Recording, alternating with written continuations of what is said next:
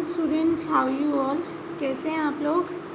बेटा देखिए, class 7th में वीडियो नंबर 36 कर रहे हैं हम। एनिमल फाइबर्स के बारे में पढ़ेंगे। देखिए, दीज इंक्लूड वूल और the hair fibres like mohair, cashmere, alpaca, vicuna, angora, camel and rabbit. ठीक है।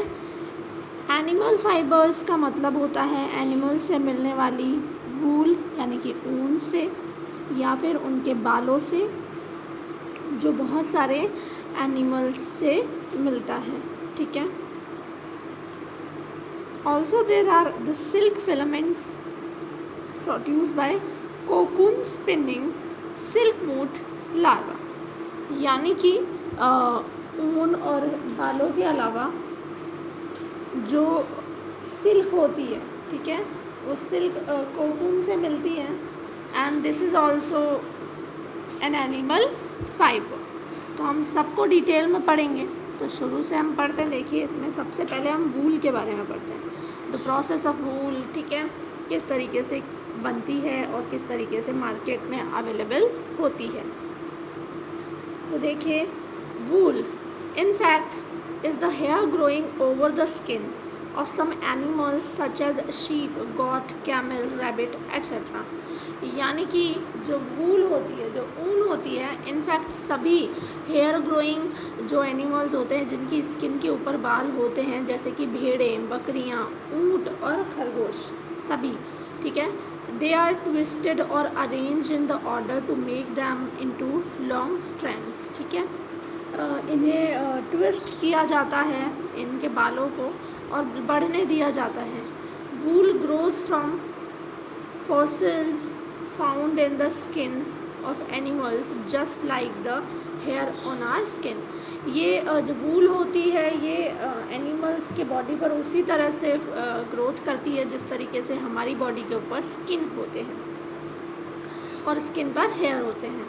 It has some unusual qualities. इसमें कुछ अनयूजुअल का मतलब है मतलब विस्मयी जो होती है ना, जो ज़्यादातर नहीं पाई जाती हैं, कुछ इस तरह की क्वालिटी होती है, कुछ अचंभित करने वाली क्वालिटीज़ होती हैं, which makes it a very useful fibre, जिससे क्या बनता है, बहुत ही यूज़फुल यानी बहुत ही फ़ायदेमंद, बहुत ही उपयोगी धागा, रेशा बनता है। Its cells stay in balance with the surrounding moisture even when the wool is no longer alive and growing। यानी कि जो इसकी सेल्स होती हैं, जो कोशिकाएं होती हैं, वो बिल्कुल बैलेंस रहती हैं नमी के वातावरण में भी, चाहे वो जो ऊन है वो बहुत ज़्यादा लंबे समय तक बड़ी हो या ना बड़ी हो, बहुत ज़्यादा समय तक जिंदा रही हो या ना रही हो। This is why wool is said to be breathe. इसीलिए हम ऊन को जो है सांस भी कह सकते हैं, एक तरह से सांस लेने वाली भी कह सकते हैं। It absorb the evaporate moisture, क्योंकि ये जो है ना एब्जॉर्ब कर लेती है, आपका जो मॉइस्चर होता है ना, नमी होती है वातावरण में, उस नमी को ये एब्जॉर्ब कर लेती है। It is a soft but strong and resistant dirt and tearing. ठीक है, ये बहुत सॉफ्ट होती है पर साथ ही साथ में बहुत स्ट्रॉन्ग भी होती है ना। डर्ट रेजिस्ट होती है, मतलब मिट्टी धूल जो होती है वो इस पर ज़्यादा देर तक रुक नहीं सकती है। एंड टीयरिंग यानी कि इसको काटना या फाड़ना बहुत ज़्यादा आसान नहीं है। Sheep is generally capped and reared in the dry lands with low rainfall। जो भेड़ें होती हैं ज़्यादातर पाई जाती हैं जहाँ पर बहुत सूखा होता है और बहुत ही ज़्यादा कम रेनफॉल होता है, बहुत कम बारिश होती है, वहाँ पर भेड़ें ज़्यादा पाई जाती हैं। These animals live and move in groups like called flocks। ठीक है, इस तरीके के जो जानवर होते हैं ये हमेशा बेटा झुंड में रहते हैं। किस में रहते हैं? झुंड में रहते हैं, जिन्हें फ्लॉक्स कहते हैं, है ना। A group of sheep is called heard, और जो ये भेड़ों का समूह होता है उसे हम क्या कहते हैं? हर्ड कहते हैं। ठीक है।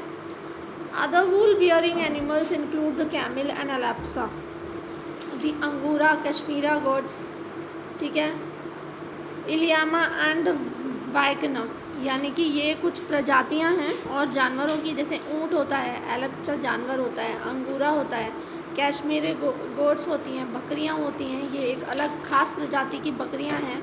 इसके अलावा लामा, जिसको आप कहते हैं इलाइमा या वाइकना, इस तरीके की जो बकरियां होती हैं, ठीक है। In the addition it to fur of angora rabbits, angora rabbits जो होते हैं उनके जो फर होते हैं, जो बाल होते हैं, वो रीअसेंबल फाइन वूल इन टेक्सचर, ये जो है टेक्सचर के अंदर बहुत ही फाइन होते हैं, बहुत ही पतले होते हैं और ये भी ऊन का काम करते हैं। ठीक है बेटा, अब बात करते हैं कश्मीर वूल्स की, यानी कि जो ये गोट्स हैं, इनसे जो Kashmir wool is the finest wool, सबसे अच्छी वूल जो है मानी जाती है, सबसे अच्छी ऊन मानी जाती है, ये कश्मीरी गोट्स से मिलती है। और ये कहाँ पे मिलती हैं? ज़्यादातर कश्मीर में ऐसी बकरियाँ पाई जाती हैं। ठीक है, इसका आपने सुना हो तो इनसे जो ऊन मिलती है या फिर जो इनसे धागा मिलता है उसको हम पश्मीने का धागा कहते हैं, पश्मीना कहते हैं। ठीक है, woven or knitted into fine pashmina shawls, जिससे क्या बनाए जाते हैं? बहुत ही बारीक धागा बना करके उसके पश्मीना के शॉल और गारमेंट्स पर। पश्मीना बहुत महंगा भी होता है। ठीक है, the wool can be blended with silk और कॉटन, और इस वूल को सिल्क और कॉटन दोनों के साथ भी मिलाया जा सकता है। देखिए ध्यान रखिएगा, ये जो कश्मीरी वूल्स होती हैं इनको पश्मीना कहते हैं। पश्मीना का कपड़ा बहुत महंगा मिलता है क्योंकि वो सबसे ज़्यादा मुलायम और लंबे चलने वाला होता है। नेक्स्ट वन इज़ याक वूल। आपने देखा होगा ठंडे प्लेसों पे याक मिलते हैं और उनके शरीर पर भी बहुत घने बाल होते हैं। ठीक है, the soft under hair of yak found in the Ladakh region and Tibet also use to make wool. ठीक है, लद्दाख रीजन या ऊपर जो है तिब्बत वगैरह का जो आसपास का इलाका है जहाँ बहुत ठंड होती है वहाँ पर याक पाए जाते हैं। The wool is very much like the Kashmirian wool, ये वूल भी कश्मीर गोट्स की जैसे होती है, उसी की तरह होती है। कैन बी ब्लेंडेड, इसको सिल्क से आसानी से मिलाया जा सकता है। इसका उपयोग ज़्यादातर स्वेटर, ब्लैंकेट्स, कोट्स और हैट्स बनाने में होता है। ये सर्दियों के मामले में बहुत ही गर्म होती हैं और बहुत ही फ़ायदेमंद भी होती हैं। क्लियर? तो हमने पढ़े यहाँ पर बहुत तरीके की वूल्स पढ़ी, अभी और भी बहुत तरीके की वूल्स पढ़ना बाकी है जो हम नेक्स्ट वीडियो में पढ़ेंगे। तब तक के लिए आप यहाँ तक पढ़िए और यहाँ तक आप लोग पढ़कर इसे समझने की कोशिश कीजिए। Thank you.